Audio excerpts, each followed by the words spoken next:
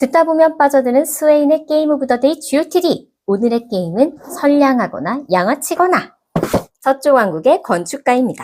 게임 오브 더 데이 GOTD. 앵그리 라이언의 유산이면서 별빛 바다를 건너 코리아 보드게임즈의 보드게이머 공원 시리즈랄까. 이제는 코게의 로고를 달고 출시되는 많은 게이머들의 속을 까맣게 태웠던 서쪽 왕국의 건축가를 같이 살펴볼게요. 2018년 지금은 사라진 앵그리 라이언에서 이노 펀딩을 통해서 출시가 예고가 됐었습니다. 이미 북쪽 시리즈로 인기몰이를 하던 샘플리스의 첫 번째 서쪽 시리즈, 거기에 한국어판이라니. 킥스 가격에 비해서 굉장히 좋은 조건으로 진행이 됐던 터라서 많은 사람들이 펀딩에 참여를 했던 것으로 기억합니다. 하지만 이후 앵그리 라이언이 경영에 어려움을 겪으면서 계속 미뤄지다가 2020년이 되어서야 구매자들한테 배송이 되었던 게임이죠. 저도 코로나 팬데믹으로 우울하던 와중에 마침내 게임을 받고 신이 나서 슬리브를 끼웠었는데요. 4인 모임도 열기 조심스러워서 플레이하기 어려웠던 그때가 떠오르네요. 잠깐 울고 올게요. 이 게임 펀딩 들어갈 때만 해도 보드게임 3년차 꽤 초보였었기 때문에 5만 원이 안 되는 이 가격도 야 비싸다 했었거든요. 그럼에도 들어갔던 이유는 테마가 꽤나 취향이었기 때문인데 양아치가 될 수 있는 기회를 주는 게임이라니 평생 바르게 살아오는 걸 강요받는 사람들한테 진짜 매력적이지 않습니까? 그래서 이후에 장인 확장도 해외 직구를 하고 리플 스티커도 사서 붙이고 이후 코리아 보드게임즈에서 나온 확장인 환상의 걸작과 컬렉터스 박스까지 구매해서 혼용한 풀셋을 소유하게 되었습니다. 그럼 곁다리 정보를 좀 살펴볼까요? 스웨인의 GOTD. 서쪽 왕국의 건축가는 본판 기준으로는 5인까지 그리고 장인 확장이 포함이 되면 6인까지 플레이가 가능한 게임입니다. 전략 게임들 중에서 6인까지 커버되는 게임이 많지 않죠. 내 차례에 시간이 많이 소요되지 않기 때문에 대여섯 명의 인원이 모여서 한다면 이 게임 좋은 선택지가 되겠습니다. 본판을 기준으로 5명까지 가능한 게임이라서 플레이 타임이 꽤 길 것 같지만 생각보다 금방 호로록 끝이 납니다. 4명 기준으로 90분 정도, 그리고 풀확장을 기준으로 2시간이면 끝나는 게임이에요. 5명으로 진행한다면 여기에 30분 정도 플레이 타임이 추가가 되겠습니다. 3명이 하면 만약 모두가 똑같은 태클을 달리게 되면 깔깔 포인트가 느껴지지 않은 빡전략 게임이 될 것 같은 느낌이고요. 2명은 다른 좋은 게임이 많죠. 이 게임은 플레이는 어렵지 않은데 설명할 게 좀 많습니다. 사실 실제 플레이를 하면 바로 이해가 되는데 이 게임의 세계관이 워낙 독특해서요. 설명의 절반을 차지하고 있는 일부 장소 때문에 설명 난이도가 올라가죠. 본판 기준으로 20분, 확장까지 모두 포함하면 35분 정도 설명 시간이 필요했고요. 게임 내에 일꾼 놓기와 핸드 관리 등 여러 가지 요소가 스크류밭처럼 섞여 있기 때문에 룰마스터 분들은 어떤 부분부터 설명을 엮어 나가면 좋을지 머릿속으로 한번 정리하는 게 좋겠습니다. 저는 자주 잘 까먹는 사람이어서 이렇게 요약표를 만들었죠. 웨이트는 2.75네요. 게임 내의 플레이어별 비대칭 요소와 게임의 축을 담당하고 있는 요 선암 트랙이 독특한 요소가 되기 때문에 처음에 배울 때 좀 집중해서 배워야 할 필요가 있습니다. 그래서 아예 초보한테 들이밀기보다는 적어도 일꾼 놓기나 자원관리 게임을 조금 해본 상태에서 익히는 걸 추천을 드릴게요. 징검다리로는 리틀타운을 밟고 석기시대나 스키티아의 침략자와 같은 그런 자원관리, 일꾼관리 게임을 한 뒤에는 이 게임 좀 재밌게 할 수 있을 것 같아요. 확장은 장인의 시대와 환상의 걸작 2개의 종류가 있습니다. 저는 장인의 시대를 영문판으로 구입을 했고 환상의 걸작은 한국어판으로 구입을 했어요. 장인의 시대 확장 같은 경우에는 6명이 할 수 있게 해주는 좋은 확장입니다. 그리고 이렇게 장인 카드가 추가가 되고요. 건축 액션에서 내가 할 수 있는 액션의 선택지가 이 장인을 만나는 것으로 하나가 더 늘어나게 되면서 게임을 좀 더 풍성하게 해주는 확장이 되겠어요. 이 장인 확장에 들어있는 요 카드는 위에 있는 혜택을 받던가 아래에 있는 패시브를 가지고 가던가 둘 중에 하나를 선택을 하게 되는데 이 카드 확장이 굉장히 필수냐라고 하면 저는 글쎄요. 개인적 의견으로는 애매하다고 말씀을 드릴 수 있겠습니다. 왜냐하면 이 장애 확장에서 주는 점수들이 적은 점수는 아니지만 이 점수보다 빠르게 대성당을 짓고 내 손에 있었던 건물 카드를 내리는 게 어떻게 보면 효율이 더 좋을 때도 있거든요. 그리고 이 장인 확장 뒤에 나온 이 환상의 걸작 확장이 꽤나 재미가 있어요. 기본적으로 이 환상의 걸작 확장에서는 이렇게 다양한 건물 컴포넌트들이 등장을 합니다. 이게 보드 위에 올라가면 또 굉장히 예쁘거든요. 거기에다가 공주와 모리베라고 하는 새로운 두 명의 캐릭터가 나타나게 돼요. 그래서 게임을 굉장히 좀 쫀득하게 만들어주는 역할을 합니다. 그리고 추가적으로 플레이어들의 인터랙션이 조금 더 늘어나면서 전략성이 배가 된다라고 얘기를 할 수 있겠어요. 전략 게임에 이제 재미를 붙이는 중이라면 본판만, 그리고 나는 좀 복잡하게 하고 싶어 한다면 본판에다가 두 가지 확장을 모두 넣어서 플레이하면 빡겜도 가능해요. 빡칠 수도 있죠. 그럼 박스를 한번 열어볼게요. 이 박스 아름다운 컬렉터스 박스입니다. 이전의 북쪽 시리즈와 이 서쪽 시리즈는요, 이 기본 규칙서 사이즈의 박스였거든요. 굉장히 작고 단단한 박스였어요. 저는 이 박스 굉장히 좋아했습니다. 안에 컴포넌트가 가득가득 들어있는 게 뭔가 그래 보드게임이라면 이 가격에 이 무게는 돼야지 그런 느낌이었거든요. 그런데 그 뒤에 이제 확장들이 추가가 되면서 이 확장의 구성물이 한 박스에 담기지 않으니까 이렇게 컬렉터스 박스라고 해서 큰 박스를 팔기 시작하더라고요. 근데 문제는 이 박스가 싸냐? 아니에요. 그때 제 기억에 4만 원? 뭐 그쯤 했던 걸로 기억해요. 누가 박스를 4만 원을 주고 사? 하이! 컬렉터스 박스를 구매할지 말지 고민하는 분들께 뭐 말씀을 드리자면 이 박스에 프로모가 몇 장 들어가 있긴 해요. 그리고 안에 트레이가 있는데 지금 보면 정리는 굉장히 깔끔하게 됩니다. 규칙서 위에서 있는 거 빼고 맵 들어갈 수 있는 자리 딱 되어 있고요. 그리고 여기에 이제 구성물들, 그 컴포넌트들, 자원들 넣는 칸 있고, 카드 들어가는 칸 있고요. 돈 들어가는 칸 있어요. 그리고 이렇게 빼면 여기에 하나의 걸작에 들어가는 확장판, 공주하고 몰입에 있는 이 확장판이 들어가고, 그 밑에 플레이어 캐릭터 보드들이 계속 들어갑니다. 이 아래에 이렇게 구성물들, 6명용 컴포넌트와 이 가운데 있는 환상의 걸작에 들어가 있는 거물 컴포넌트 이렇게 넣으면 딱 깔끔하게 정리가 되거든요. 그래서 정리하기 좋은데 싶으실 수 있어요. 하지만 이 게임 구성물을 전부 다 보드에 꺼내놓고 하는 게임입니다. 그러다 보니 이 트레이가 일체형인 게 너무 불만이에요. 차라리 이 자원 들어가는 부분을 좀 뗄 수 있게 해주거나 아니면 요 개인별 컴포넌트들을 지퍼백에 넣게 차라리 해주거나 그게 나았을 것 같다는 생각이 좀 있어요. 그럼에도 불구하고 한 박스에 들어간다고 하는 건 굉장한 메리트는 될 수 있다. 카드들을 볼게요. 카드가 좀 굉장히 많습니다. 그래서 좀 아래쪽, 그 다음에 옆쪽, 이 위쪽까지 있는데요. 카드의 이 아래쪽에 있는 이 카드들을 보면 여기 있는 카드들은 사람이잖아요. 전부 다 그 고용할 수 있는 수습생들이고요. 카드의 뒷면에는 크게 뭐 다른 표시는 없고 색깔로만 구분을 할 수 있게 되어 있습니다. 일단 그 옆에는 뭐가 있느냐? 건물 카드들이 있습니다. 근데 위쪽에는 점수는 몇 점인가 표시되어 있어요.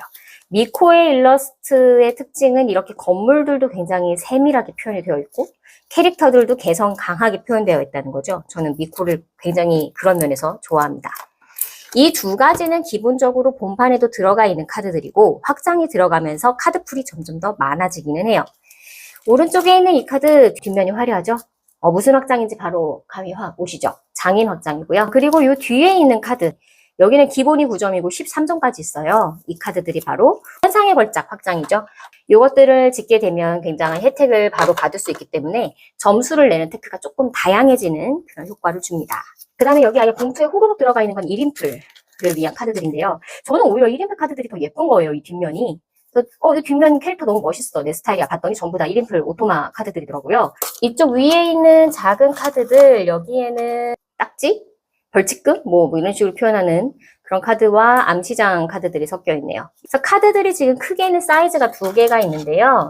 이 서쪽 시리즈가 카드 사이즈가 좀 괴랄해요. 그래서 이 카드 사이즈가 하비게임즈에서 나와 있는 그 서쪽 시리즈, 뭐 북쪽 시리즈라고 표시되어 있는 그 카드를 쓰면 거의 이렇게 퍼펙트 핏이 나오고요. 그 뒤에 팝콘 게임즈에서 5486 사이즈가 나왔습니다. 그래서 팝콘 게임즈 5486을 씌워도 거의 이것과 비슷한 핏감을 줍니다. 개인적으로는 하비 게임즈가 더 퍼펙트 핏이고 팝콘 게임즈는 약간 옆에 한 0.05mm가 남는 느낌? 그런 느낌을 줘요. 그래도 괜찮습니다. 만약에 내가 서쪽, 북쪽, 그리고 이번에 나온 남쪽까지 다 모을 생각이다. 그러면 아예 그냥 이 슬리브를 한 10뭉치 정도 쟁여놓는 걸 추천드려요. 작은 카드의 경우에는 이게 사이즈가 되게 애매한데 그나마 좀 괜찮은 게 요거. 보드피아 4468 사이즈입니다. 요거는 끼우면 위에는 한 1.5mm 정도 남고요. 옆에도 조금 남긴 하지만 그래도 45에 비해서는 덜 남죠. 그리고 기본적으로 요 4468 사이즈는 굉장히 많이 쓰는 사이즈여서 얘도 한 10뭉치 갖고 있는 게 마음이 편하지 않을까 싶습니다. 추가적으로 캐릭터 시트가 또 이 게임에서의 재미입니다. 미코의 그림을 싫어하는 분들은 이 느낌을 좀 되게 싫어하더라고요. 이렇게 표정이 표독스럽다던가 인상이 강하다던가 그런 느낌을 받던데 저는 이 느낌이 오히려 되게 좋았어요. 그리고 이 게임의 테마랑 너무 잘 어울린다고 생각을 했거든요. 이 게임이 기본적으로 선하냐, 악하냐를 우리가 나누는데 그 선함이 옆에 표시가 되어 있거든요. 그래서 보면 얘는 선함이 3이에요. 낮죠. 얼굴이 의문스러워요. 뭔지 알 수가 없어요. 그리고 지금 보면 전부 다 비대칭입니다. 시작할 때 얻고 시작하는 자원, 도덕심, 갖고 시작하는 돈, 혹은 감옥에 갇혀있는 총들의 수, 이런 게 전부 다 비대칭이에요. 요소가 시작할 때부터 재미를 줍니다. 너는 왜 이렇게 도덕심이 낮아? 야, 너는 뭐 법 없이도 살겠다. 뭐 이런 얘기를 하면서 게임을 하게 되죠. 자, 그리고 여기 나와 있는 보드는 뭐 보셔도 알겠죠. 1인풀 보드고요. 좀 복잡한 표시로 되어 있고요. 그래도 익숙해지면 되게 재밌게 할 수 있다고 하더라고요. 그리고 이 얼마나 섬세해요. 1인풀인데 캐릭터가 다 달라. 1인풀도 리플레이성을 보장을 해주는 이 훌륭한 작가의 배려심이랄까? 샘플리스 사랑해요. 현재 이 게임은 다이브 다이스의 기간 한정 판매 대기 이렇게 표시가 되어 있어요. 이번 5월 25일, 26일 양일간 열리는 파주슈필 행사에서 코리아 보드게임즈 창고 개방하잖아요. 그때 구입을 할 수 있다고 합니다. 본판, 확장, 컬렉터스 박스 모두 구입이 가능할 텐데 가격이 어떨지는 저도 궁금하네요. 아마 제가 이걸 다 모았던 가격보다 싸지 않을까 싶습니다. 그럼 이제 게임 진행 방식을 간단히 살펴볼게요. GOTD 혼란하다 혼란해. 서쪽 왕국에서 건축가로 벌어먹기란 참으로 힘든 것입니다. 서쪽 왕국의 건축가는 핸드 카드와 자원 관리, 일꾼 놓기가 섞인 게임입니다. 정해진 라운드 없이 누군가 이 건설 트랙의 종료 조건 칸에 일꾼을 놓으면 모두 한 번씩만 액션을 더하고 게임이 끝나게 됩니다. 플레이어들은 성당을 포함한 여러 건물들을 짓기 위해 자원들을 모으고 물물 교환하거나 수습생을 들이고 납치를 고군분투해야 합니다. 누군가는 선량하고 착실하게 대성당을 지으면서 평판을 모으지만 어떤 사람은 뒤에서 세금을 훔치고 남의 일꾼들을 무고죄로 팔아먹거나 암시장을 들락날락하게 됩니다. 어쨌든 게임이 끝나고 점수만 많이 벌면 되니까요. 이 게임에서 재미있는 부분을 중심으로 설명을 드리고자 합니다. 첫 번째가 요 선행 트랙, 두 번째는 암시장과 세금관리소, 세 번째가 중심과 액션, 네 번째가 중심과 액션 이후에 벌어지게 될 요 구치소 액션입니다. 그럼 우선 선행 트랙부터 이야기를 해볼게요. 저는 이 선행 트랙이라는 말보다는 약간 도덕심이 좀 더 입에 착착 붙는 것 같아요. 응? 도덕심이 없냐? 라는 말을 막 뱉으면서 하게 되는데 플레이어들은 시작을 할 때 이렇게 개인 플레이어 보드에 내가 얼마의 선행을 갖고 시작하는지 표시가 되어 있습니다. 저 같은 경우에 이 아르놀프 같은 경우는 6에서 시작을 하네요. 게임을 하는 도중에 이렇게 선행 트랙에 금이 가는 행동을 하는 경우에는 이 트랙이 아래로 내려갑니다. 그리고 게임 도중에 이 선행 트랙이 올라가는 액션들이 있어요. 그렇게 되면 다시 또 이 선행 트랙은 올라가게 되겠죠. 어쨌든 이 트랙이 5 이하가 되는 순간부터 우리는 페널티를 안게 됩니다. 기본적으로 이 옆에 노란색 있는 깃발 표시는 게임 끝나고 감점이 될 거라 도덕심이 4가 되는 순간부터는 대성당을 지을 수가 없어요. 야, 너 같은 건달 양아치가 무슨 대성당을 지어? 너는 신실함이 부족해 해서 대성당을 지을 수가 있게 됩니다. 다른 사람들이 이 성당을 막 지어서 마구마구 지어 올 때 저는 이제 이 근처에는 가지도 못하게 되죠. 그리고 나서 3 이하로 떨어진다. 그럼 이때부터 우리는 진정한 양아치의 길로 들어서게 되는데 세금을 내지 않습니다. 작업장이나 중심가 같은 곳에서 우리가 세금을 내면서 위에 있는 수습생들을 고용을 하게 되는데 수습생 고용할 때 세금을 하나씩, 2개씩 내지 않고 고용을 하는 거죠. 이거에서 많이 보던 현장 아닙니까? 그래서 이 도덕심 트랙을 잘 관리하는 것이 또 관건이고요. 이 옆에 있는 세금관리소는 어떤 곳이냐? 사람들의 피와 땀이 섞인 세금이 모여있는 곳인데요. 이곳에 누구가 콩 들어가게 되면 여기에 있는 도덕심 2개가 깎이면서 이곳에 있는 세금 전부 다 in my pocket. 그래서 세금관리소에 세금이 적당히 쌓이게 되면 사람들은 눈치를 보죠. 저 너무 맛있어 보이는데 가져가도 되지 않았냐? 라고요. 암시장 같은 경우에는 오면 한 번에 2개, 4개까지의 자원을 얻을 수가 있습니다. 다만 여기에서 이 암시장 액션을 하게 되면 이 리프레쉬가 벌어질 수도 있기 때문에 조심해야 됩니다. 리프레쉬라고 하는 거는 중간 정산이라고 보면 되겠어요. 제일 재미있는 중심가에 보면은 그 이빨 묶어놓은 것 같은 표시 있죠? 이게 바로 이제 납치, 잡아가 내가 여기에 일꾼을 이렇게 넣잖아요. 일꾼 한 명에 세금 1원을 내면요. 한 장소에 있는 하나의 색깔 일꾼을 몽창 잡아갈 수 있어요. 여기에 이렇게 노랑이망 바글바글 있었다고 할게요. 그런데 여기에 초록이가 들어왔어요. 그러면 초록이는 세금을 1원을 내고 한 장소에 있는 하나의 색깔의 일꾼을 이렇게 잡아갑니다. 나의 개인 감옥에 몰아넣게 되죠. 그런데 여기에 인원이 늘어날수록요. 1원씩만 더 내면 추가로 한 묶음씩 잡아갈 수 있어요. 그럼 이제 어떤 상황이 생기느냐. 초록색 둘이 있었습니다. 하나를 추가로 넣습니다. 그리고는 세금을 1원을 내고요. 그리고 2명이 더 있으니까 2원을 추가로 공급처에 내면서 새 묶음을 잡아갑니다. 자, 그럼 이제 파티입니다. 제일 많은 노란색 일꾼 5명, 한 묶음 잡아서 개인 감옥에 쳐넣습니다. 숲에도 바글바글 모여있네요. 숲에 있는 빨간 일꾼을 몽창 잡아서 내 개인 감옥에 몰아넣습니다. 또 어디 보자. 숲에 노랑 애들도 모여있네. 몽창 잡아서 내 감옥에 몰아넣습니다. 이렇게 감옥에 무고하게 끌려온 다른 플레이어들의 일꾼이 그득그득하게 되죠. 그래서 누군가 중심가에 들어가게 되면 플레이어들은 문을 이제 도로로 굴리죠. 내 일꾼을 데리고 갈까봐. 자, 그럼 여러분은 이제 이 일꾼을 가지고 어디다 써먹는지 궁금할 겁니다. 이 일꾼들은요, 감옥에 잘 수감되어 있다가 주머니에 돈이 떨어질 때쯤, 지갑이 나달나달하실 때쯤 구치소로 갑니다. 자, 여기 구치소 보이시죠? 여기에 내가 일꾼을 하나 몰아넣으면서 할 수 있는 액션들이 하나, 둘, 셋, 네 가지가 있어요. 네 가지 중에 하나를 골라서 하면 되는데, 첫 번째, 내 개인 감옥에 있는 일꾼을 구치소에 보낼 때마다 1원을 얻는다라고 되어 있죠? 요 액션을 하면 되는 거죠. 그래서 보내면서 2, 4, 6, 8, 10명이니까 10원을 땡겨받을 수 있는 겁니다. 운영에게로 오라. 남의 일꾼을 돈으로 갈아먹으면 다른 사람들은 기분이 좋아, 안 좋아? 안 좋아. 그게 재미입니다. 옴뇸뇸? 서쪽 왕국의 건축가는 사실 기본적으로 보면 일꾼 놓기 메커니즘 굉장히 간단하기 때문에 심심하게 보일 수 있지만 막상 플레이하다 보면 적심 트랙을 조절해야 되고 아예 일꾼도 잘 컨트롤을 해야 되는 게임입니다.